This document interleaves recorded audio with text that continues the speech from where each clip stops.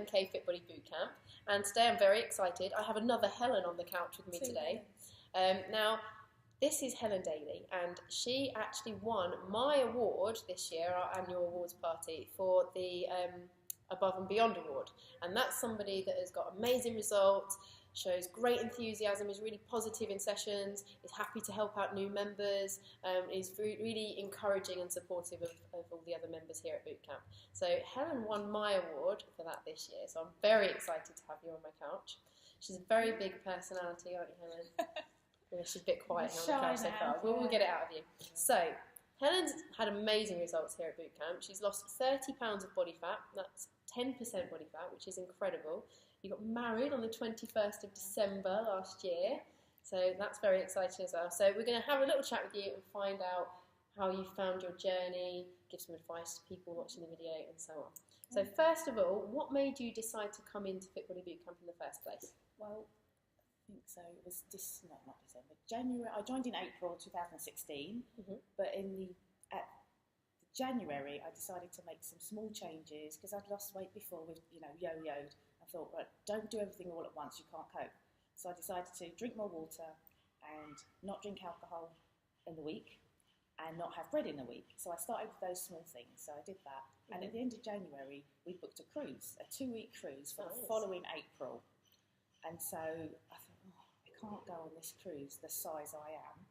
I was also going with 2 really tall people, which is ridiculous because I'm 5'2", but I felt like I was 5 foot wide, and they're a really tall couple.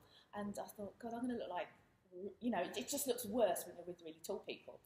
And so I thought, I've got to do something about this. And also, I weighed more than I did when I was 9 months pregnant with my second child.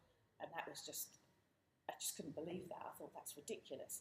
And so I was scrolling through Facebook, because that's like an activity, life for me.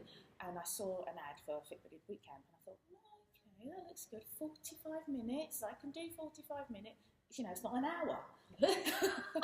It's really quick. And so I put a comment on, is this okay for a 46-year-old really fat, unfit woman? I remember your comment. I remember it. And whoever answered it. I think it was me at the time. Absolutely. I went, okay. So it was a trial, 6-week trial. So I joined, and then my partner, now husband, also came along, but he was rubbish, so we might talk about him. And I started to come, and it was, I thought, okay, it's not as bad as I thought. I can do this. And I think it's because it was 45 minutes. It's a major selling point for me. Yeah. And, you just have to come in and do it. And so that's why I started. I also started doing a running. I did couch to 5K or something. I thought, I'd do these. I ditched the running straight away. I was like, no, just need to do this. It's awesome. Cool. So that kind of leads me on to the next question, which is, what had you tried, or had you tried anything previously to coming in? So I've got an 18-year-old and a 14-year-old. She's almost 18. She'll be very happy that I said she was 18 now. And I'd always been at the gym. I'd lost weight before. I'd lost weight with Weight Watchers. I was a leader with Weight Watchers, so I thought I knew what I was doing. Okay. And I also had, I used to go to David Lloyd. I used to live in Essex, so I went to David Lloyd in Chigwell, with all the orange women. Am I allowed to say that? Oh dear. Whatever you want, Helen. And I had a personal trainer, and everything was okay. Then I moved to Milton, Keynes, Winslow, in 2013. I didn't know anybody. I'm not a school gate mum because my daughter just used to go to school by herself, and so I didn't have any friends or anything. So it was really sort of a bit blur. Joined the gym in Milton Keynes, and I went to a few classes. Thought, I like this. Injured myself, so I was off for a little while. Went back, injured myself, so I was off for a little while. I thought, won't do the classes. I'll just go on the machines. So boring. Yeah. And there was no motivation. I was just going, what am I doing here? And I never went back again. So from then, I had done nothing. Yeah. A bit of running on my own again. I need people. Yeah. So I found it really, really difficult. So I hadn't done anything for a long while. Haven't done any, looked at my eating or anything. I just drifted along, and I didn't like where I was drifting to. Okay, good stuff.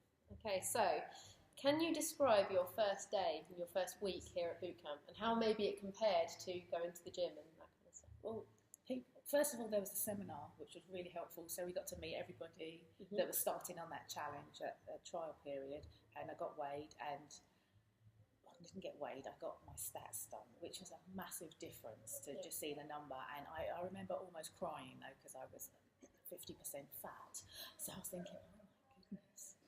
But I think you said this is the last time you'd be that, and so that sort of like spurred me on. But I was absolutely like shell shocked. I was like, and it stuck in my mind. I thought, this is dreadful. And so I met everybody, and we all had to say something about ourselves and all the rest of it. And then I came to a session, and I'm not going to lie, I almost died. Almost being the operative word. Almost. Yeah. I've been out both of these doors at one point trying to breathe. And I think it's quite good because, you know, it is blood, sweat and tears. No blood, to be fair. Minimal. No, really scaring everybody, you know. But and I remember trying to do a burpee, and you were helping me, and I just could not get up. I thought, oh my goodness, how do people do this? I couldn't push myself up. I didn't understand it. And so fast forward 2 years later, I can do burpees now and press-ups and things that I just couldn't do. And I remember just thinking, but I look at it as you have to start somewhere. Yeah. And I've got to say that these videos that you put on really, really helped me because it's the title, Real People, Real Results. When you see a video of before and after, you think, airbrushed, and actually seeing Kat, Ev, and all the people in the room that this is there before and this is there and they're still coming. That was absolutely magic for me because you know you could talk to them, you could touch them, and they're like they're a muscly. I just thought, okay. And you always got to think about. I don't know if you've ever seen that movie, Pursuit of Happiness. Yeah. Where he sees the guy with the Ferrari and says, "What is it you do and how can I do it?" Mm-hmm. That's exactly the sort of approach I took to boot camp because you're like me. You're a person. You were big. You were this. You were unfit. Let me see what you've done. Yeah, and just followed them. And I think it's very easy as a new person walking in to look around the room and think that everyone started the way they are now. And like you say, watching these videos and seeing the posts that we put up, you can see these real people and see that they didn't start out like that. They weren't supermodels, they weren't super fit. That's it. And that everybody has a starting point. And they normally, whenever I ask the question, how was your first day, how was your first week, most people say, oh my word, I thought I was going to die. But you got through that, and now you're the inspiration for people. Those new people walking in are going to look at your video, go, that's that Helen that I saw on the video. I'm going to chat to her. Really did help a lot. Good stuff. So next question: what were the biggest obstacles that you have overcome? So, biggest obstacle was timing. Mm-hmm. So you've got great sessions, and I started in the evening, 5:30, but then I spent all my week ferrying my daughter around to her sports. So she's super fit, and I just sit in the car eating, watching stuff on my iPad, which isn't very healthy. You have big intentions for, I'll go for a walk while she's playing. No, you don't. You just sit there keeping warm or stand there watching. So it was like, I can only do 2 a week. I can only do this. Then I work for myself from home, so I switched to 9:30. I thought, I can do the 9:30. But what I found was I'd get home and I'd be like, I'm so tired, and I wouldn't get going till noon. Yeah. I thought, well, that's taken up too much time. And I do remember saying to you, if you see me at 6 a.m, I've been kidnapped. Here I am at 6 a.m. Regular 6 a.m. boot camp. Because it's really straightforward and easy. You get up. Again, a line from someone else, Ev, she said it's the early shift, it's work. Yeah. And people always go to work. Even if they hate it, they go to work. Mm-hmm. So I just set my alarm for 5 and just get up and go. And after a while, you get up anyway. Yeah. So it was just getting my rhythm in, and that took till I think the end of May, and I started to come at 6 a.m. I had work commitments, I had stuff to do, and I thought if I don't come and I'm paying X amount, which is a reasonable amount of money as well, I'm wasting that money, and my husband's paying for it, so I thought, if I want anything else, I better go. And so then I found 6 o'clock, but I got home at 7. Everyone was still asleep. Yeah. So I had to shower and go back to bed, just for an hour or two, and then wake up normally for me, and it really works. It's just I'm never doing anything else at 6 o'clock. Yeah. You know, it just everyone goes, but sleeping, but you get used to it. Yeah, that's it. Really do. Definitely. And then you've got the whole day ahead of you, and it doesn't interfere with your life then, does it? I do have to come in the afternoon, the evening a couple of times, and it's like, I'm starting to talk myself out of it, but in the morning I've got nothing in my mind. Absolutely zero. And another one, you guys are really, really helpful because I was like, oh God, I can't do this. And one of the things you said to me was, whenever you feel like it, and this has stuck with me, just say, my health isn't worth it, it's not a priority right now. And nobody wants to say that to themselves. No. Nobody. That's like a dagger in the heart. Absolutely. My daughter's got a poster in her room that she made that says, don't complain, go and train. It's So you got your daughter in one ear and then me in the other ear. It's like, what else can I do now? Just go. And it stuck with me the whole time because aside from being overweight and unfit, I also have high blood pressure. My mother has a whole gamut of ailments and takes a whole bag full of drugs, and we're very, very similar. We look the same, we have the same birthday, we have the same sort of body shape, and I'm thinking, I don't want to be like that. I don't want to not be able to move. And I remember my mother at nearly 50, and she couldn't do what I can do. So I was thinking, that's it. So I want to change genetics, really. Yeah, and that's a bigger driving force than just being a certain dress size or anything like that. You know, like if you can find that deep reason why you want to get fit and healthy, and your health, and not ending up the way that your mother did or anything like that, that's a huge driving force. Well, I see old people and they're sort of, I think, why are you like that? And I don't want to be like that. Yeah. And you don't have to be like that. Your father is another inspiration because he's the same age as my mother, and he can jump or he can beat me, everything. But my mum can barely walk. Yeah. And there's no need. I know there is no need. So I really want to buck the trend. Yeah. Brilliant. Good stuff. Yeah, definitely. Okay, so that was your obstacle. So on the flip side, what's been the most enjoyable part of the journey so far for you? Making friends. Because as an adult moving towns, from Essex to here, it's like 50 miles away. And I said, I'm not a school gate mum, so I couldn't, I wasn't that kind of into that. I've managed to make friends with all kinds of people from all walks of life. We've gone out for coffees, and the trainers are awesome as well. Meet them and have a little chat. And that has made I feel like I've got friends now in Milton Keynes, and I didn't think I ever would because I don't know how to. Yeah. When you're grown up, it is difficult. You need to find a hobby, and I thought, what do I do?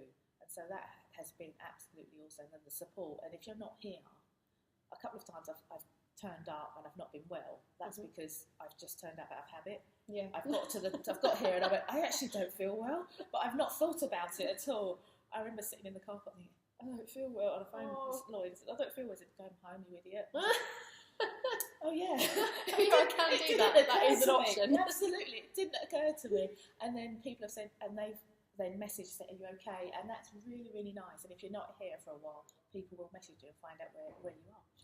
Yeah. And get you back in. Exactly. So that has been a massive, massive thing for me. It's actually meeting some really nice people. Yeah. We've got a good bunch here. Head teachers, police people, everything. It's just like, wow. And people I probably wouldn't speak to because head teachers, I'm still sort of like, yes, sir, yes, miss. Yeah, absolutely. And they're just normal. They sweat like me. They do. It's very true. That's it. 'Cause once everyone's in this room, everyone's equal. No matter how long they've been a member for, no matter how fit they are, no matter where you are on your journey, everyone's in it together. Absolutely. That's a massive upside. Excellent. So imagine you're chatting to someone now who's sat watching this video thinking, I want to do it, but I just don't know if I can. What advice would you give to that person that's thinking about coming in for a trial, but is maybe a little bit scared and not quite sure? Come in for a trial. Everyone's a normal person. We all started somewhere at the same time, where you are, but also give it time. Don't just come for a week because it's going to hurt. Come for a longer. Commit to come in and follow in what people say. Follow what successful people do, and you will get success. There'll be people that say, stay in bed, and it's like, yeah, but do you want what they have? So just turn up, give it your best, and work at your own pace. It doesn't matter if you can't do a press up or anything, TRX or burpee. I'm going to say a burpee.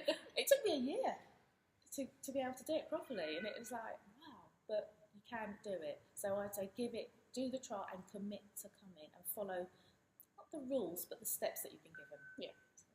Good advice. I like that. So I always ask everyone on my couch, what's your favourite motivational quote? Because we love a good motivational quote. Who doesn't? So what is your favourite, Helen?